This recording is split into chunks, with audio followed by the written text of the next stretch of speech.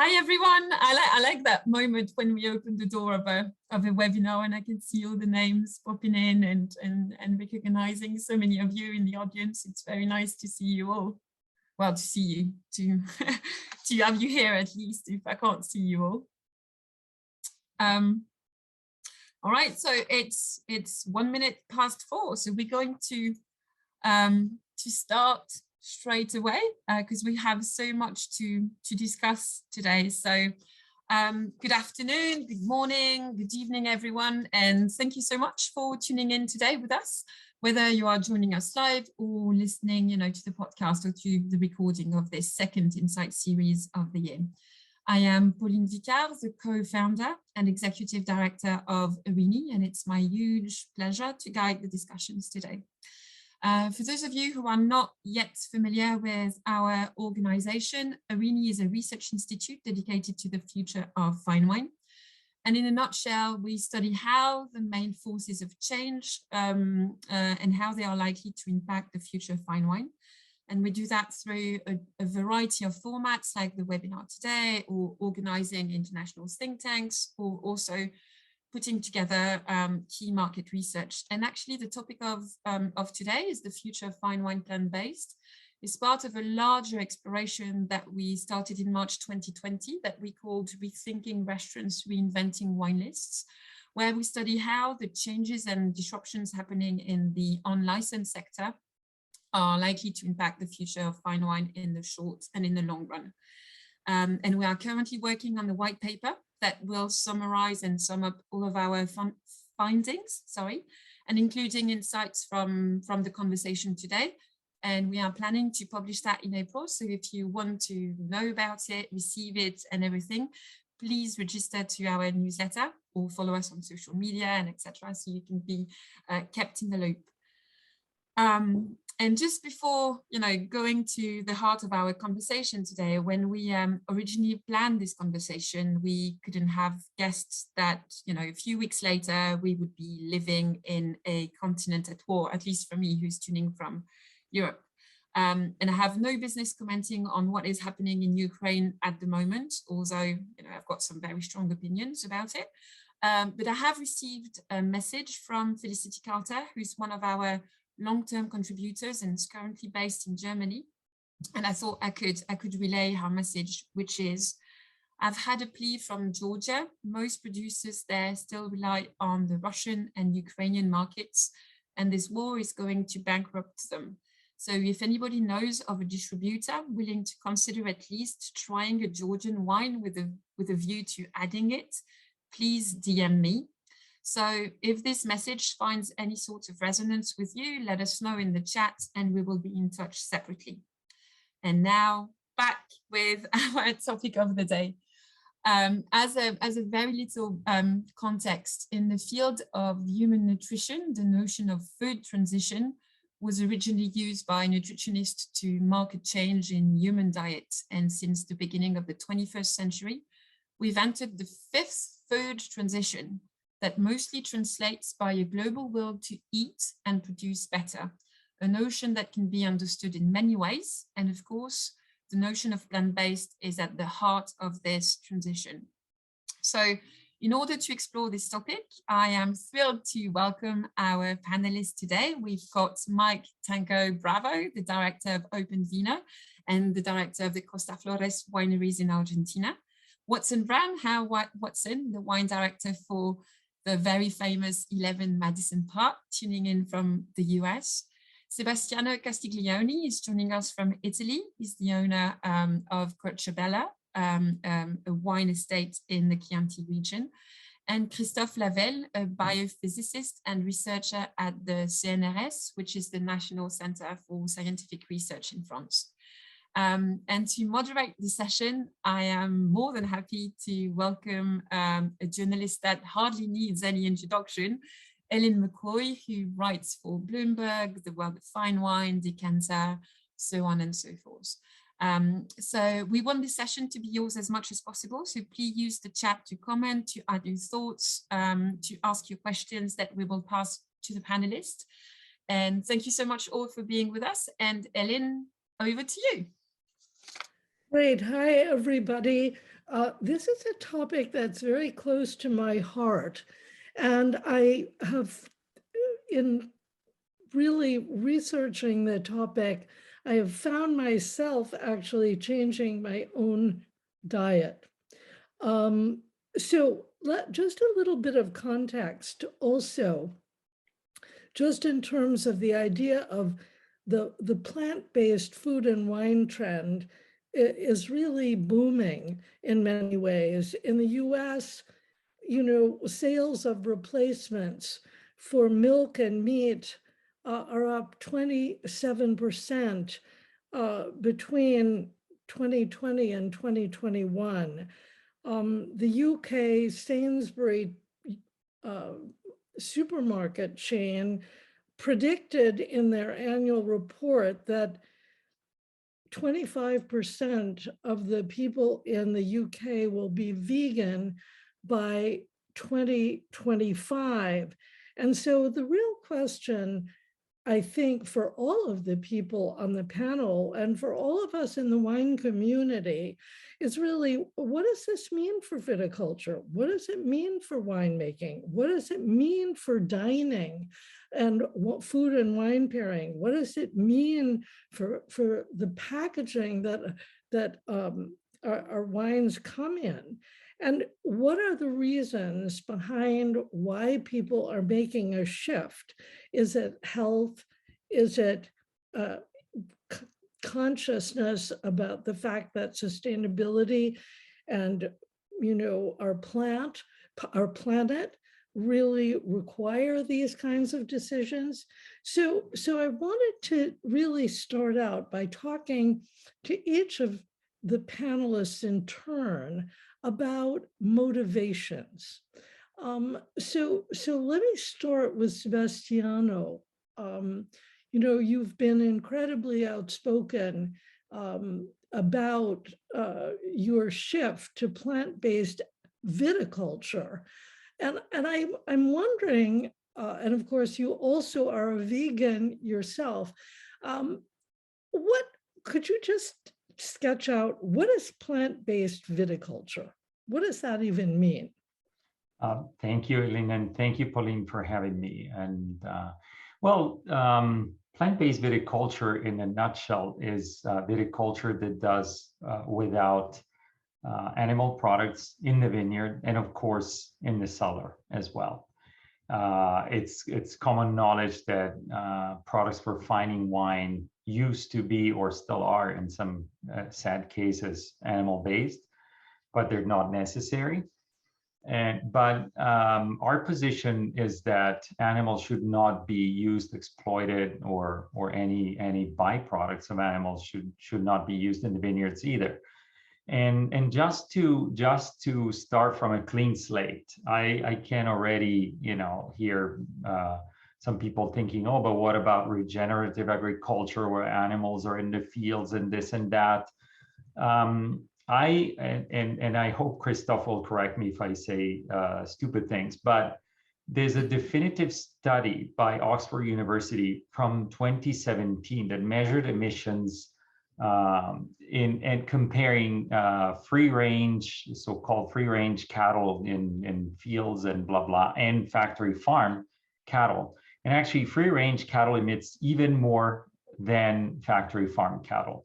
So the entire debate about why we should, once again, exploit animals and put them in vineyards to do I don't know what, or to carry machinery instead of tractors, I think that is so over and useless. Let's leave animals alone and concentrate on making the best possible wine we can, simply by using the magic of nature and plants.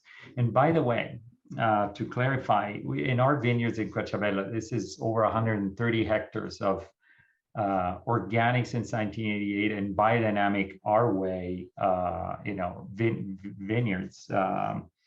We have plenty of wild birds, insects, wild bees, hares and foxes and all sorts of animals that live in the wild and are happy to be in a field when pesticides are not used or any other thing is not there to damage them. So big welcome to wild animals regaining their access to the land, but absolutely no need to exploit or mistreat animals to produce wine.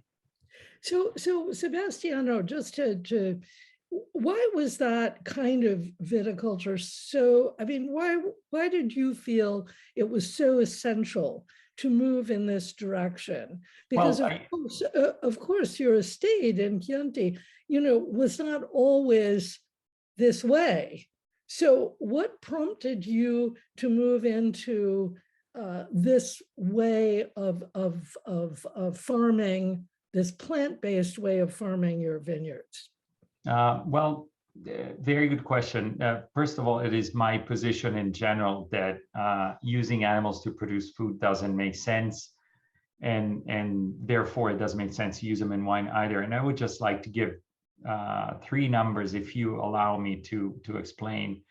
To produce 100 grams of protein of beef, I need to feed the animal 3.8 kilos of protein. Obviously, it's absurd. There's no other industry where you would waste so much. And I also need to feed the cow 99 calories to obtain 1 calorie of food. Obviously, this way of producing food is insane. And on top of that, it creates a large amount of emissions and damage and waste and pollution and everything else that follows. But also, when we come to land, we have to think that over 80% of all agricultural land around the world is used either to grow feed for animals or to graze for grazing for animals, while it produces only 18% of all calories consumed on the planet. So moving away from a model that assumes that using animals for food is not only good but necessary is indispensable for me. We need to just change the paradigm and the paradigm. And in viticulture, exactly the same. We just need to stop abusing and exploiting animals. It's not necessary. It's actually damaging. So it's damaging to the soil and to nature. So let's just do without that. And that's what moved us to do that. Right. So in many ways, it's both a consciousness of the ecology of the entire system, the entire food system and the entire system of viticulture, but it's also a business decision, which is really interesting the way you're putting that. And Watson, I want to go to you because obviously, when 11 Madison Park decided they were going to announced that they were going to go to a plant-based menu, it caused quite a stir, actually, even though there were other restaurants that were doing this. But when a restaurant like 11 Madison Park makes that kind of statement, it has a really big, really international impact. So what were the main motivations behind 11 Madison Park's decision to do that? Sure, yeah, and thank you very much as well for putting this together, an incredible group of people, and I'm excited to be a part of this conversation, both today and kind of what we're doing in the restaurant in general. Being able to speak to people about this on a nightly basis is it's really motivating to me to be able to talk about it as well. So when we decided to go down this road, and Sebastiano was actually in fairly recently to see what we've been up to, so he can speak to the experience on his firsthand as well. But we were looking at things kind of shortly in the beginning of the pandemic in 2020, and really reevaluating what was important to us, and we realized that we were looking for what our next direction might be. And there was this complete continued decrease in quality of the ingredients that we were previously considering to be luxury items. So we're looking at things like caviar and foie gras and all of these small game hens and like top quality beef products and those kinds of things. And we had to keep going to larger and larger and more industrial producers. We use caviar as an example all the time in the restaurants. You can buy caviar in an airport, and it's mainly it's mainly farm raised, and it doesn't really have a cachet as it used to be, but it's still very expensive. So what's the disconnect here? Why is it so expensive, but it's not really rare and it's not really luxurious anymore? And we're supposed to be these purveyors of luxury experiences, and we're supposed to be the experts on these kinds of things. And if we're saying these are luxurious things, but they're really not anymore, then we're just following along with the status quo, and that's not what that's not what people come to 11 Madison Park to be a part of. They come to be a part of a further conversation, and to be wowed by an experience, and to be challenged in a good way. Luxury doesn't have to be a gratuitous experience, right? And that's kind of what we've come to conflate it with in the United States, particularly, that you have to leave a meal feeling sick for a day because of how heavy and how rich everything is, and that's not really the point, I think. So our main motivation was creativity first and foremost, right? Was our chefs were realizing that they weren't getting the top quality products they wanted, and so let's look for a new direction. Let's find a new place for these kinds of things.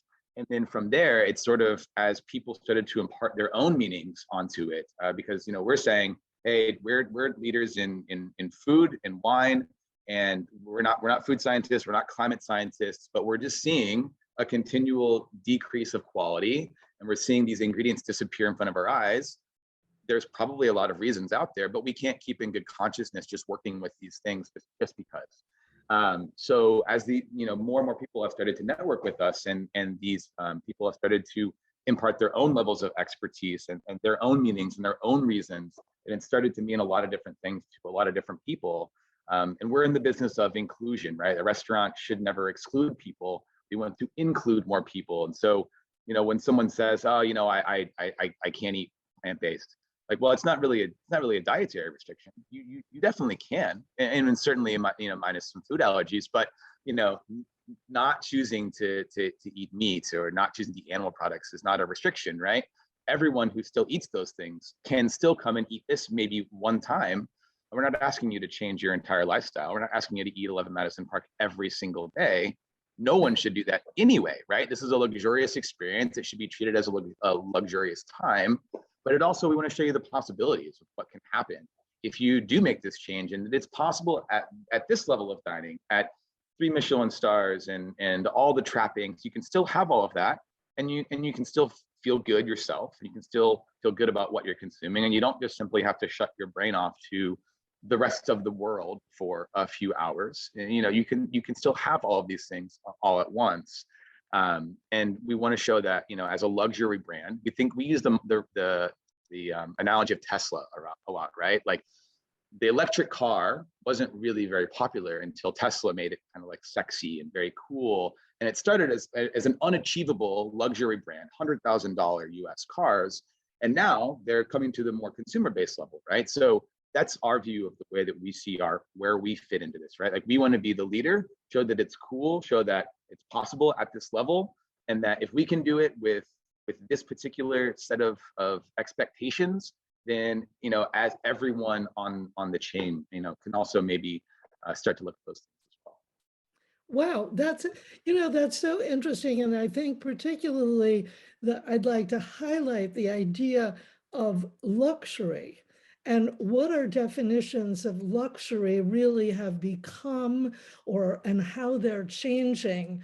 I think this is a very forward-thinking stance on the part of 11 Madison Park to look to the future, see themselves as a leader in this, because of course it's true, things that are thought of as luxury eventually do find their way into a lot of other less expensive ways of eating or buying or doing many other things. So Christoph, I want to just turn to you because, of course, you are so involved in doing so much research, scientific research, having worked with Farron Adria in terms of molecular cuisine, and the exhibition, I Eat, So I Am, Yeah. at the Museum d'Histoire Naturelle. And you've been working with so many chefs and students around the world. I'm wondering, what are their motivations in wanting to learn about plant-based dishes and menus and the chemistry behind them and so on? What are their motivations, and why have you become involved in this? I would say it all came from probably one of the greatest chefs, at least on my opinion, which was Georges-Auguste Escoffier.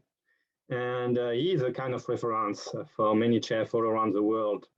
And he had this very nice sentence as an introduction of this Guide culinaire, which states something like cooking, without ceasing to be an art, will become scientifical and subject its formulas to often empirical, to a method and precision that will leave nothing to chance. Which means this is the exact idea of what we further called molecular gastronomy, which is nothing about doing fancy stuff. Of course, people like Ferran Adria and others did very, very provocative dishes, but this is just the kind of surface of what molecular gastronomy is.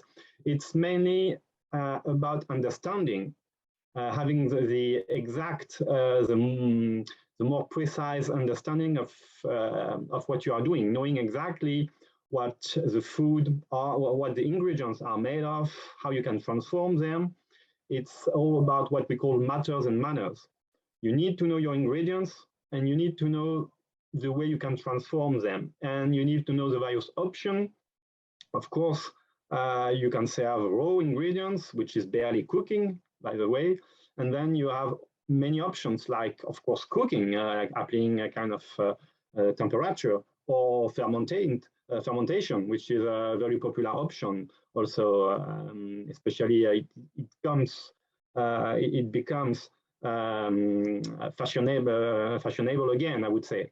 And so all of this, of course, imply lots of molecular transformation in your food. You have the texture is changing, the taste is changing, that all the nutritional values also are changing. And I have more and more chefs coming to me with lots of questions about the way they should cook or fermentate this kind of ingredient, and mainly plant ingredients, in order to preserve preserve again the vitamins, or just adapt a particular texture, thing like that. And you have also lots of modern tools, which is like cooking under vacuum, or the opposite, cooking under pressure. And why not using microwave oven? And lots of these kind of tools really give different results. And the fact is, as a chef, you really want to master all of this. You really want to be very reproducible, and to pick up the right technique for the right ingredients, at least in your mind. And that's all about, and you have many things still to understand today. And as scientists, we're still struggling to try to understand all these reactions. And whether it be during cooking or during fermentation, you have so many things happening that we are far from understanding all of them. And this is really by working together that we can probably improve the way people cook plant food. That's so interesting, because I think for such a long time also people, well, certainly in the US, that isn't the case, of course, and in Europe, but it certainly isn't the case worldwide, that, everyone has always had meat on their plate, so I think that the scientific understanding helps people feel also more comfortable with in what combinations they are serving things and creating dishes. And I want to turn to Mike because, of course, you know, you not only own a sort of boutique organic winery in Argentina, but you're also the director of the OpenVino project, which I'm not sure I totally still understand crypto-backed wine assets, but that's for another time. But you have actually developed a plant-based idea about packaging. And so I don't want to get into exactly what that is right now. I'm going to come circle back on that. But what I would like to know is why? Tell people why you thought this was important to research and develop. Sure. So, you know, the subject here is plant-based winemaking and viticulture, when in fact, the plant itself, the vine, is something that's really quite infrautilized. I mean, we're harvesting the grapes, but we're really at the end of when we do our pruning in the winter, we're producing mountains of biomass in the vineyard that we're not actually using for anything. And there's a fascinating movement called biofabrication, which is in what we call, you know, part of industry 4.0. And biofabrication basically is saying, can we take living things to convert, to create new materials? So today we're, when we build a house or a desk or a box or something, what we're doing is either we're scraping the side of a mountain and taking minerals and forging that into a metal, or we're cutting down a tree and we're making you know, a box out of that, or taking petroleum and doing some sort of a plastics. We're always extracting some material from the environment rather than doing an additive sort of production. And so the whole idea here is to say, well, we have this mountain of cuttings and prunings and things that are coming from the vineyard. Basically, if we chop that up and add fungi to it, a living substance, it's not a plant, it's a fungi plus a plant, we can make our packaging, our boxes for our wine. So it's really how can we can use this living material that we're starting with, this plant-based material, to grow something else, in this specific case, packaging.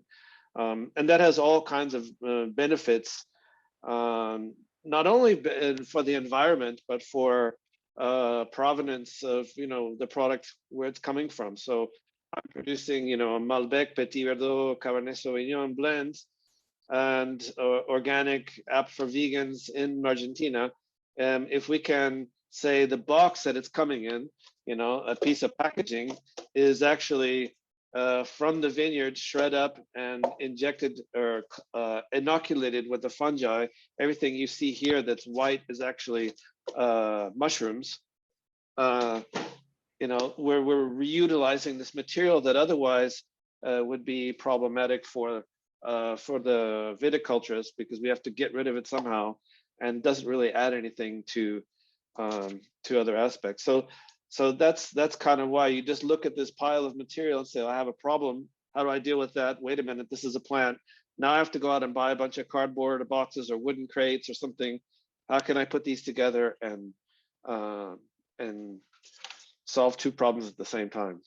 Yeah, well, it's very circular, isn't it? I mean, in many ways, and obviously, it's utilizing what people used to think of as waste to create something that can be used, and in a very different way. And because obviously it costs to get rid of things, also affects the environment.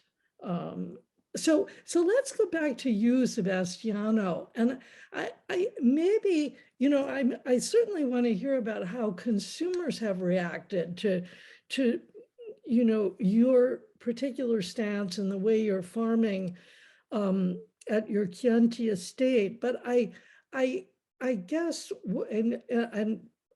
and biodynamics and so on, but I think what maybe people would like to hear is, give us an example of what your approach to viticulture means sort of on a day-to-day basis and how is it different from, quote, regular biodynamic vineyards? People have, I think people have come to a point where they have learned about regenerative farming. They've learned about biodynamic farming.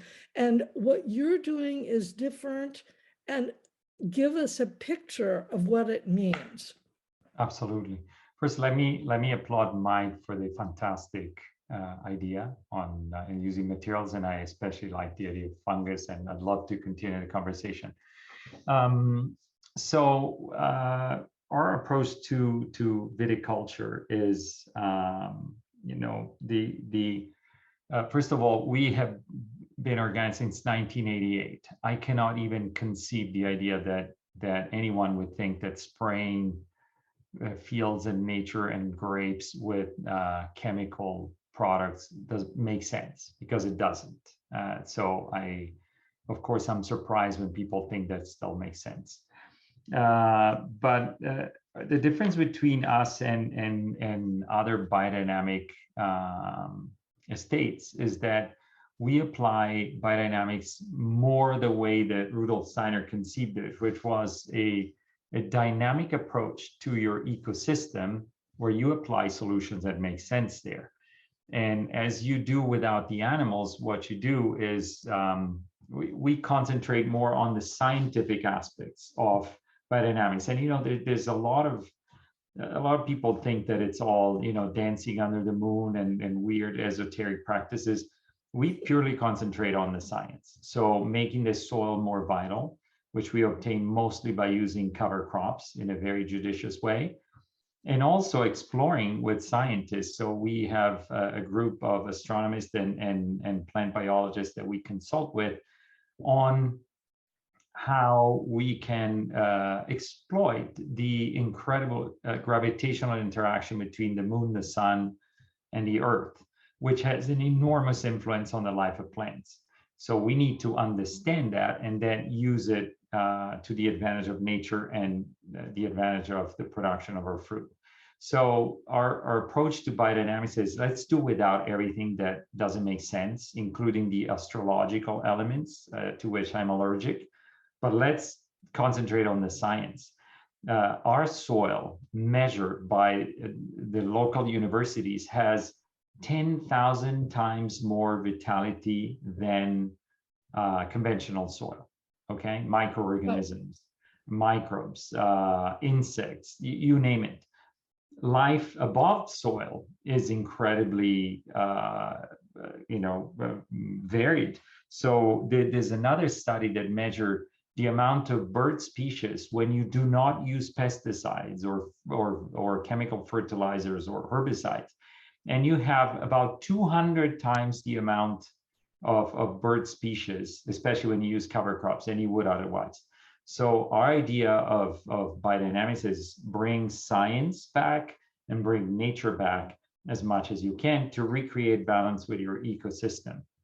And if I can interject here, because Sebastiano is talking about cover crops, and of course anyone who studied a bit viticulture knows about cover crops, but what's unique about Cucciabella is you've got 36 different kind of cover crops that you mix. I mean, that's way more than what you would find in any other viticulture that I know of. Absolutely. Thank you for pointing that out, Pauline. And what we do again is we measure results. We analyze the soil, we see what's missing, we see what's in abundance, and we see what effects the cover crops have.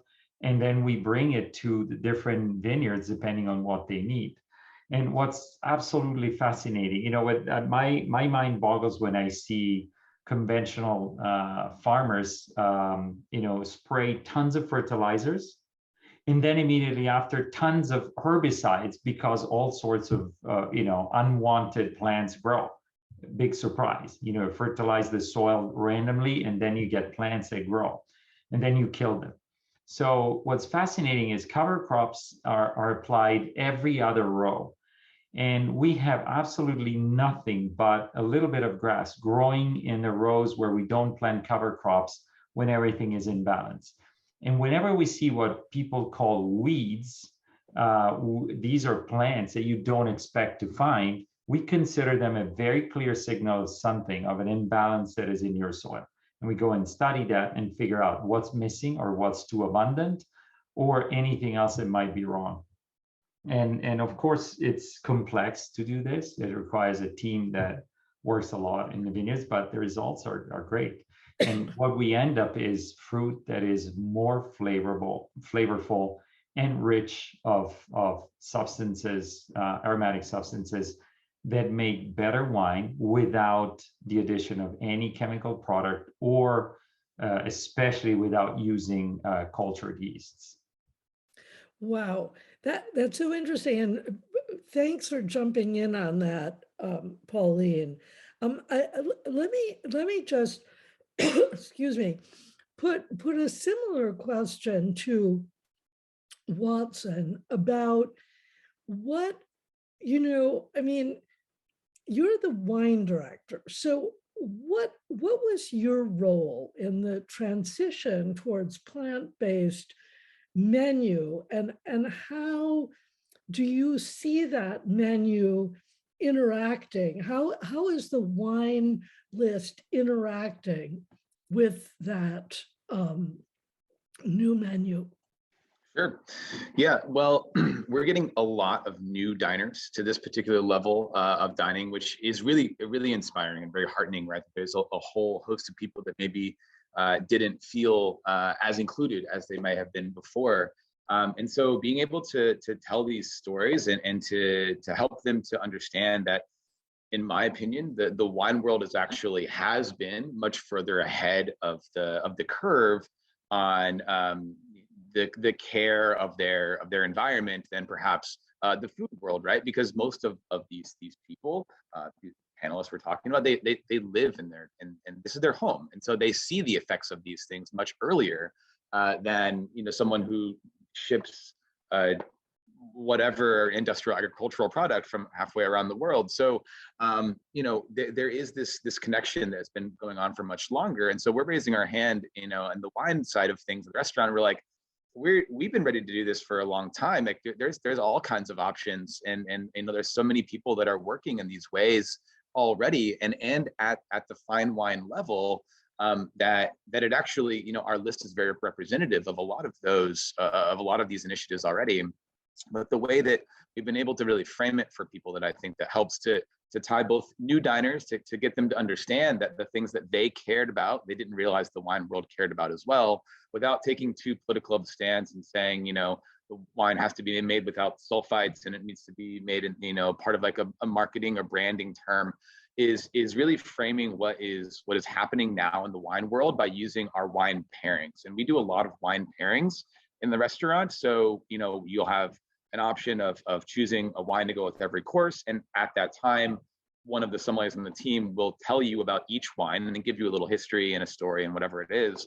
And so what we use this pairing for, we have a couple different price tiers, and the one that is kind of the standard tier that most people choose is meant to be about what's happening in the wine world right now. What's exciting, what's up and coming, what is the conversation about what's going on.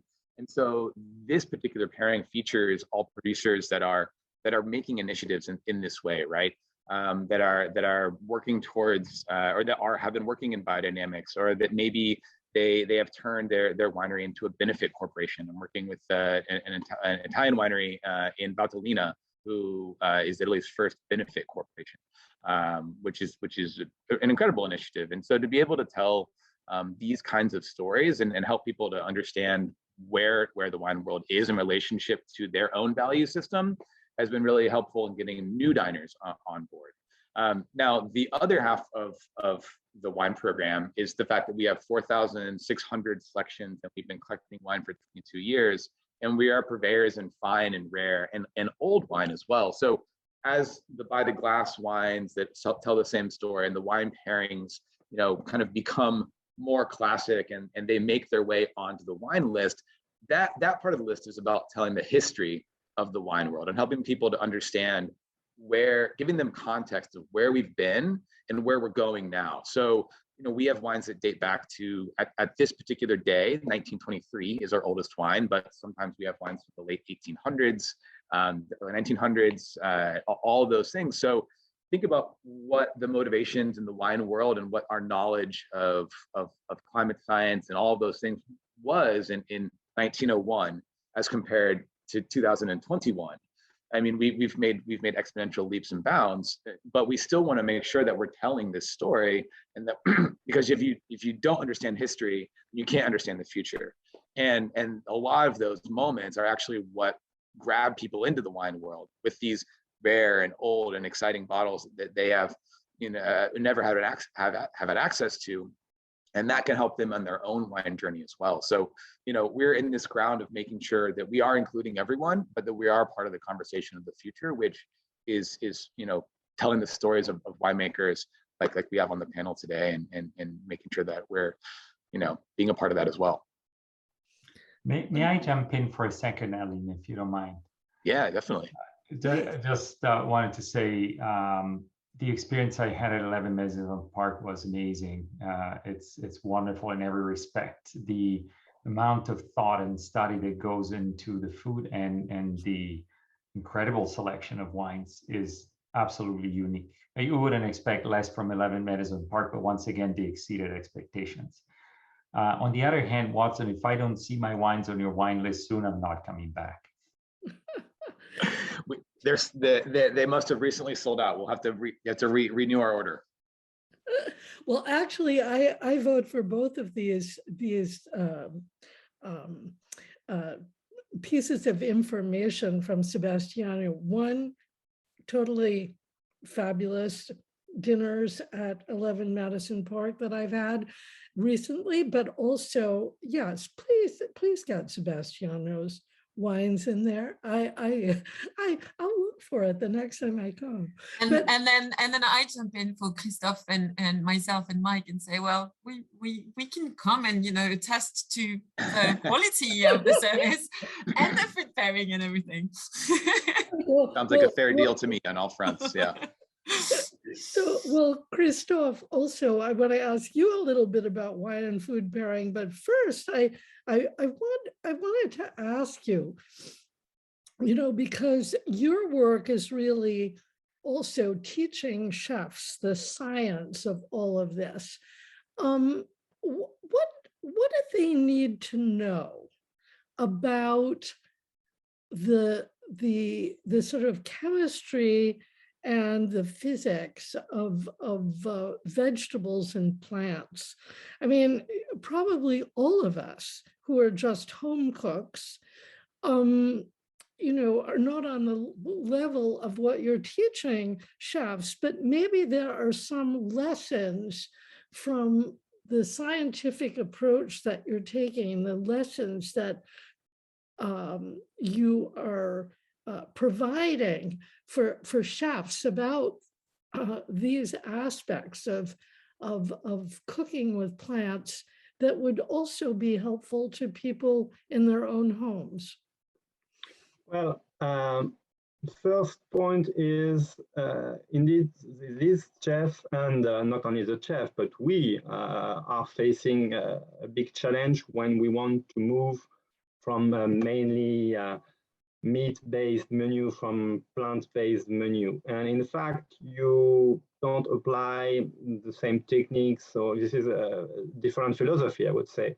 Even the structure of the cell is different. For instance, in all plants, you have membrane, like pectin membranes that really change the texture and provide some rigidity to the food. And you have to master the way you want to change the texture and to keep the color. For instance, if you have chlorophyll, usually you want to keep the green because it looks fresh.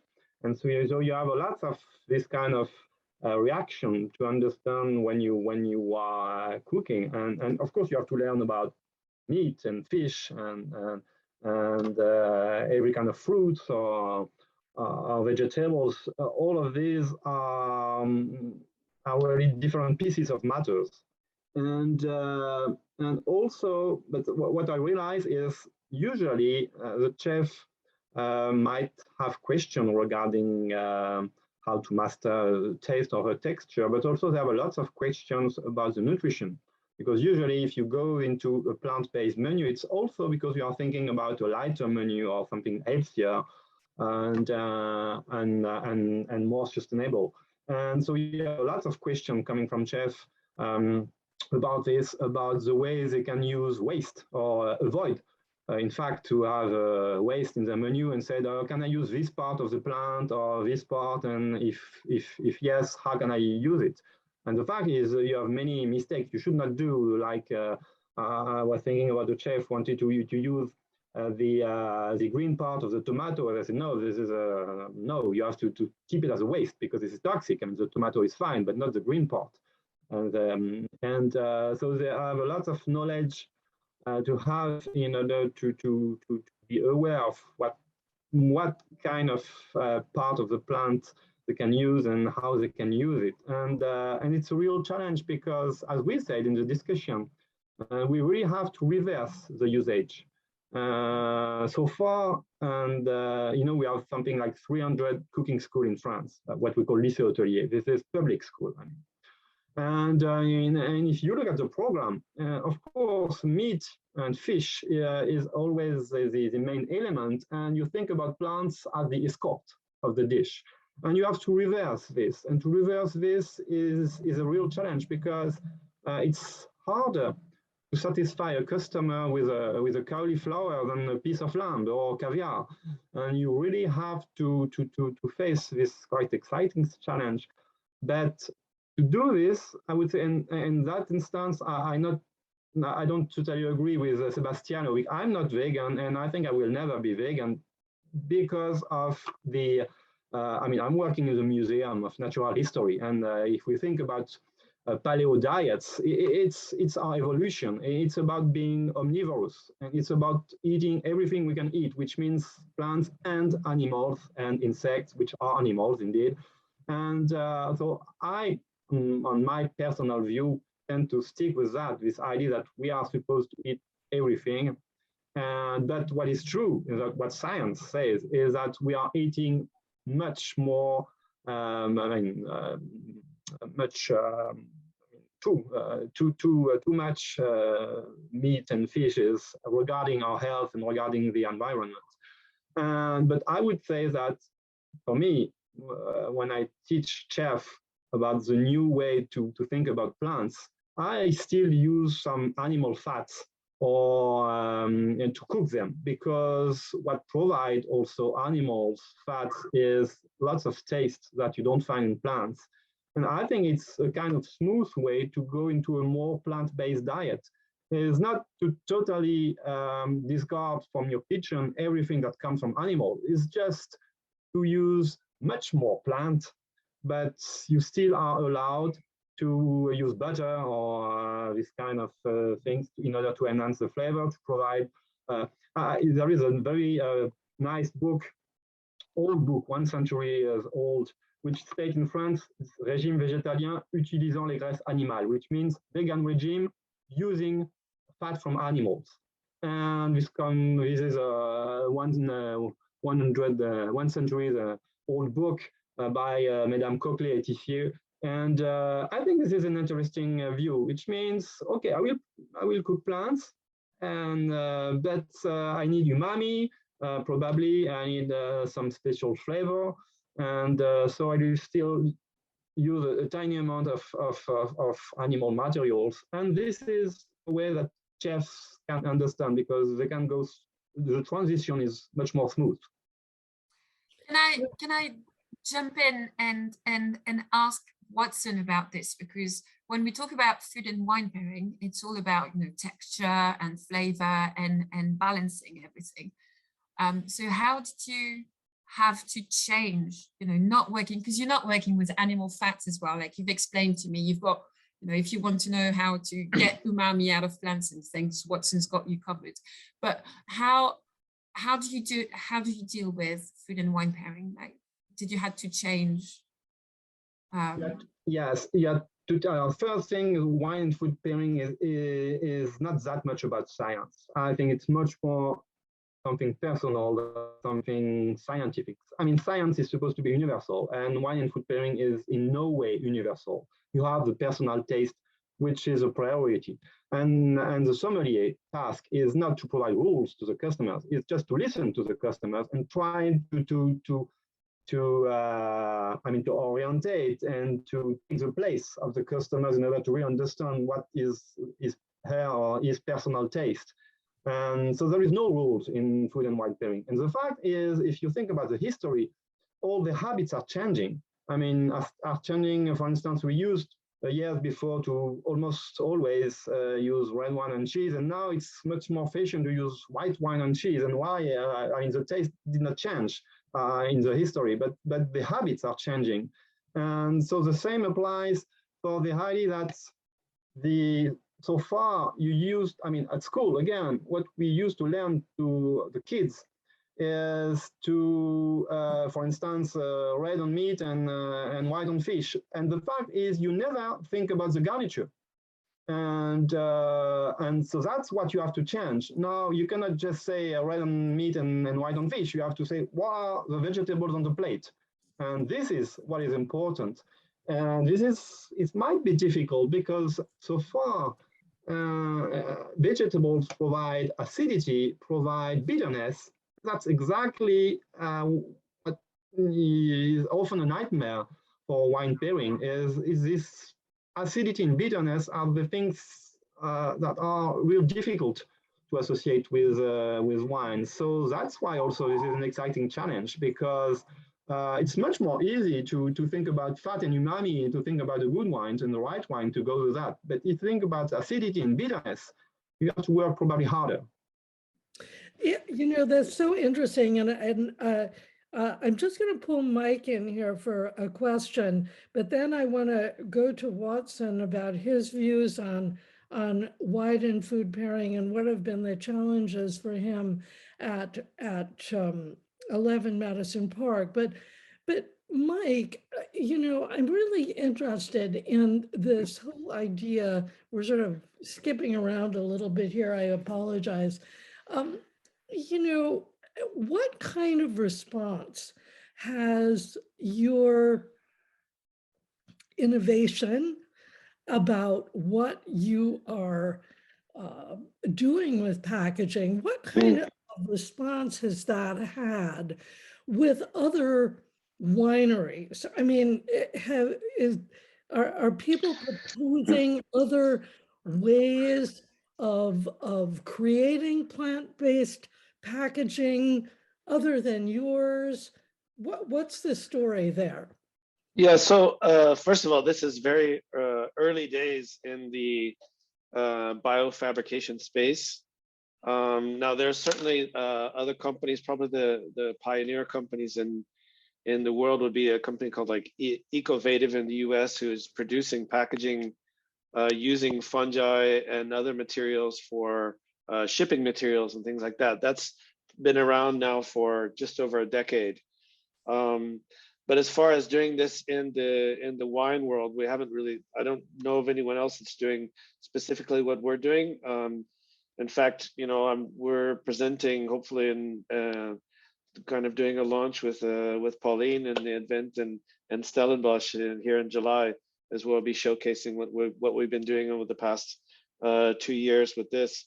I would like to just jump in, since I have the word here, though, to mention though that as I said before, the idea is that if we're talking about plant paste, there's so many other parts of the plant that we're not using. In this case, we're using it for packaging.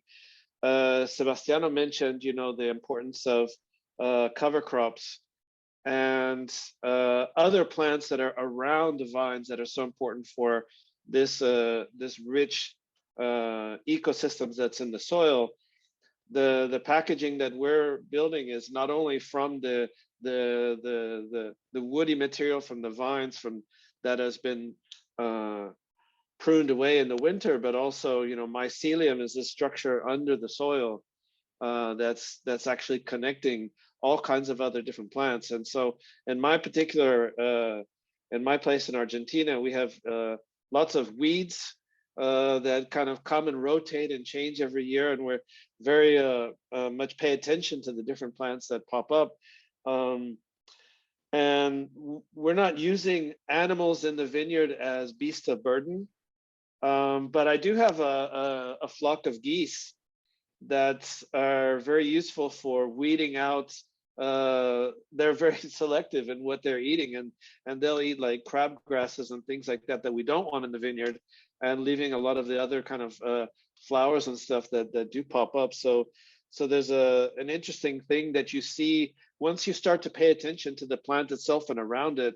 You know, a lot of the people that I work with in the area, a lot of them are from Bolivia in our part in Argentina that work in the vineyards, and they know like all the plants that are medicinal plants that are growing around the vines, and so we're harvesting these for different things. And so it's, you know, I think that's the point, that sometimes we've come from this tradition of let's just focus on the juice of this bunch of grapes and kill everything around it, and this is what we're really going after, when absolutely that's not the way it should be.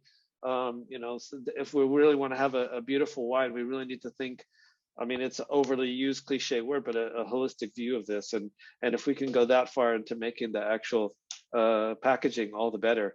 And one last thing, and then I want to hear what Watson has to say about the pairing. I'm fascinated about the whole discussion. Watson, you mentioned Tesla earlier, and how the Tesla model, which is really interesting, it's saying, look, we need to make a change and get people driving electric vehicles, and starting a new car company is, you know, a massive undertaking. So let's start with the high end and the people that are willing to pay for this, and introduce that as a way. And now if you saw the State of the Union speech last night, Joe Biden was talking about GM and Ford and all these companies that are now doing electric cars. And I think Tesla kind of spearheaded that, and that was the intention, if you listen to Elon Musk before that. I think that the wine industry, in the case that I'm talking about with packaging, but also the whole conversation we're having about vegan agriculture or things like that, the wine industry is ideally suited to spearhead that as well, because there's a little bit more of a price tolerance versus other just raw commodities. You know, people are willing to pay a little bit more if they say, oh, this is this particular grape from this region, grown in this way. Maybe I want to have this unpacking experience. It's going to be a little bit different than if I'm buying, you know, a kilo of AA rice that could be grown in any different region. So wine, I think the wine industry can be a vector for introducing a lot of these new ways of thinking about the way we're eating and what we're consuming, just because people are paying more attention to the specificities of where it's coming from, a lot of the provenance, when compared to other products. I think that's so true. And I think the conversation has become even more expansive, and people have thought about a lot of these things even more during the pandemic. And I want to go to Watson, but I also want to go to Sebastiano about the whole idea of wine and food pairing, because, by the way, on the website, on Sebastiano's website, there are terrific recipes which I have already availed myself of, and that go really beautifully with his wine too. So Watson, what was the biggest challenge for you? Because obviously you started out, you actually already had a wine list. You know, the wine list was there. When you're changing to a plant-based menu, you know, obviously the ingredients that you're buying fresh. You're not suddenly saying, okay, we're going to have a plant-based menu. We're going to get rid of all the great wines that we have in our entire we've stored and been serving. You are starting with an existing wine list and wines in the EMP cellar. So was that a challenge? What was the biggest challenge for you in thinking about how you were going to pair wine with the new menu?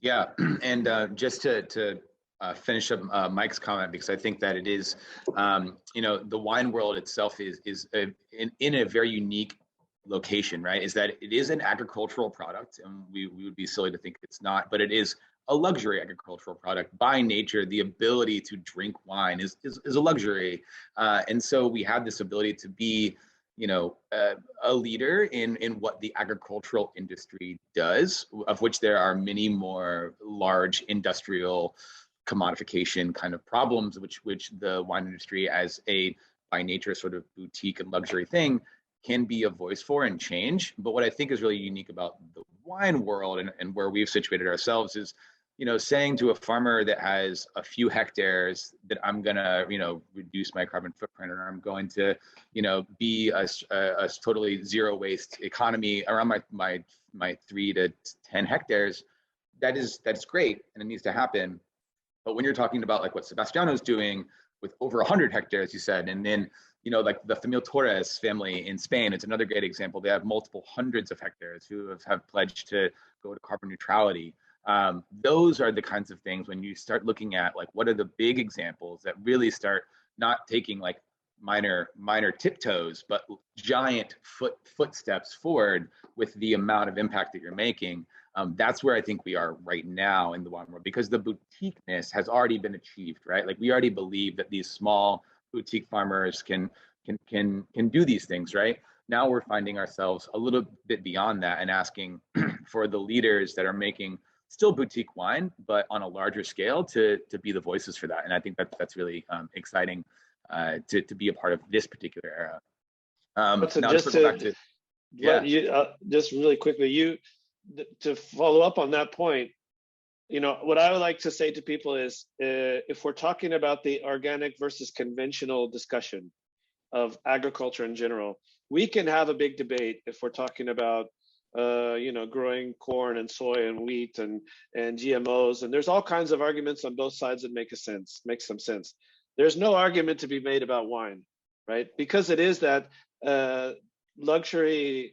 I mean, it's a necessity for the soul, but other than that, there's no excuse for not being an organic grower in the wine world, in my opinion. So actually, Mike, I think that's such a really, really good point, which is there is no excuse. Sebastiano, you wanted to jump in there. I'm just saying the same thing you just said. Amen to that, Mike. There's absolutely no excuse for not being organic in viticulture.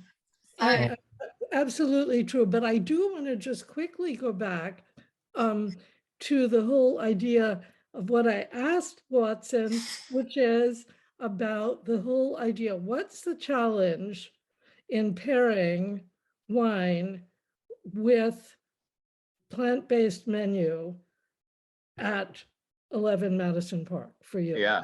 We just have so many passionate people on this panel with a lot of passionate opinions. It's hard to stay on topic. It's a good problem to have. The subject of food and wine pairing. So what was unique, I think, about the challenge was that, at this particular level of dining with a lot of traditional diners, they have ideas, preconceived notions. To what Christophe's saying, there really are no rules, but there are definitely societal norms when it comes to food and wine pairings, when it comes to things like caviar and champagne, foie gras and sauterne, lobster and white burgundy. These are things that people just have come to assume are what they should receive. And these are, again, going back to my first point about the notion of what is luxury. Now, we've taken all three of those things out of the equation. There's no caviar, there's no lobster, and there's certainly no foie gras. So where do these things now fit in, and how do you make them, make sense? So what's been an exciting thing is that we can still use all of those types of luxury wines when they do make sense, but they don't have to be in the same place. You're not bound by this rule of this traditional progression. Well, my last seafood course before I go into my first meat course is lobster, and so I'm going to get Marceau with that, right? And so it's been a new, kind of like surprise for our diners when they do see those things pop up, but maybe in different places or with different combinations, right? So, you know, now we're using certain things that still have those elements, and you're looking to asking yourself, what were the reasonings that we used those pairings, and not just because history and culture told us we had to do them. But you know, you have for caviar, as an example, it's salty, it's bright, it's got a lot of acidity, it's fresh. So that made sense with champagne, right? But there are lots of other things that also have those qualities, right? Like coastal styles of white wines. Think of like things from, you know, all along the coast of all of Italy's coasts, you know, or Sicily and Mount Etna, and you know, volcanic soils, right? We have a lot of saltiness and salinity and really that kind of smoky minerality. So we're using this ingredient right now called tonbori, which is a seed. It's a principal ingredient of Shojin Ryu cuisine, which is an ancient plant-based cuisine, which I'm sure everyone here is familiar with on some level, or maybe has had like a kaiseki Shojin menu themselves. But it's a Zen Buddhist practice of plant-based cuisines, one of the oldest in the world. And they use this seed, but they actually have to peel back the seed of the summer cypress tree. And what we're doing is we're pressure cooking it, and then we're glazing it in kombu and nori, so you have a lot of salinity. And they honestly look like caviar, and they kind of pop like caviar as well when you do that. So you know, you've taken the elements of what you're looking for, which is saltiness, which is salinity, which is brightness, and you're able to apply them to other wines like Etna Bianco, which I've used most recently on this wine pairing, to use and to rewrite those rules a little bit. So I think what the main challenge was getting people to understand, though, that they can still drink the wines that they want and love to drink with plants, right? They thought that red meat has to go with red wine.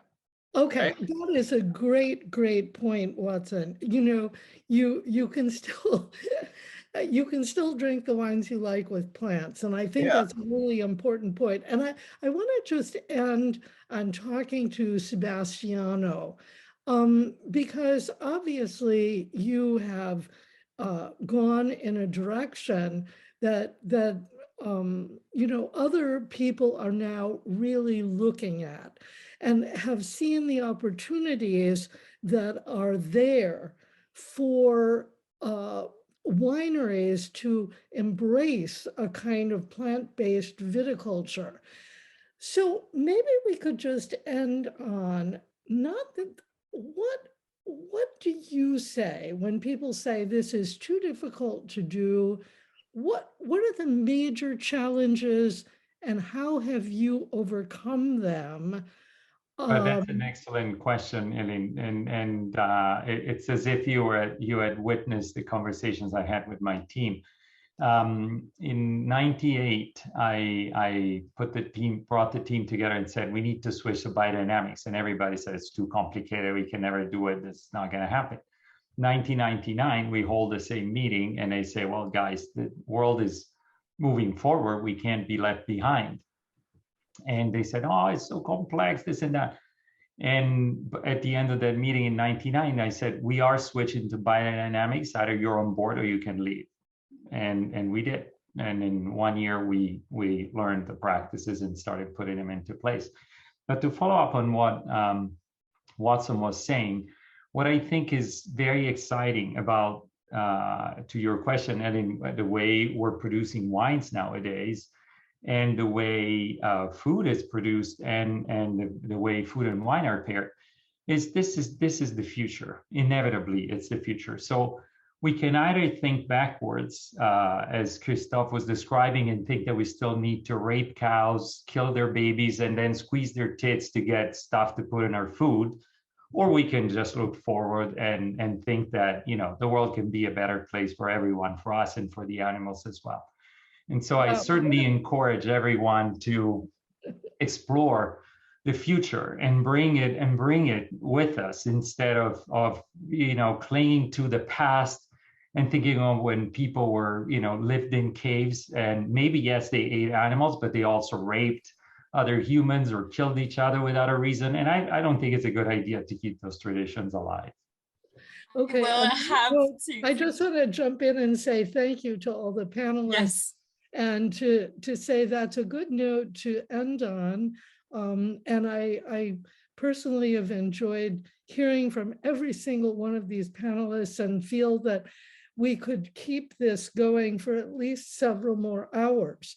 So I encourage everyone who's listening to re-listen to this podcast, because there's so much in it that is worth re-listening to.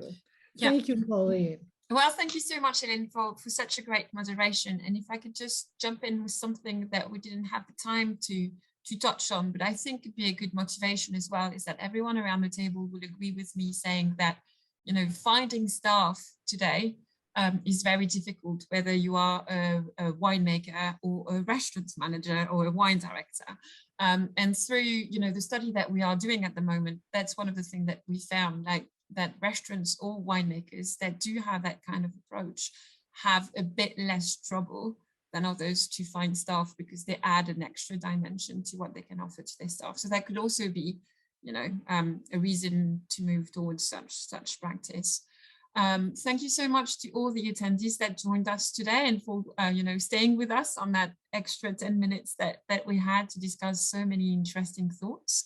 As Ellen mentioned, this would be released as a podcast in our next newsletter, and the full, you know, summary combined with, you know, 6 months of research will come out in April. So stay tuned for this as well.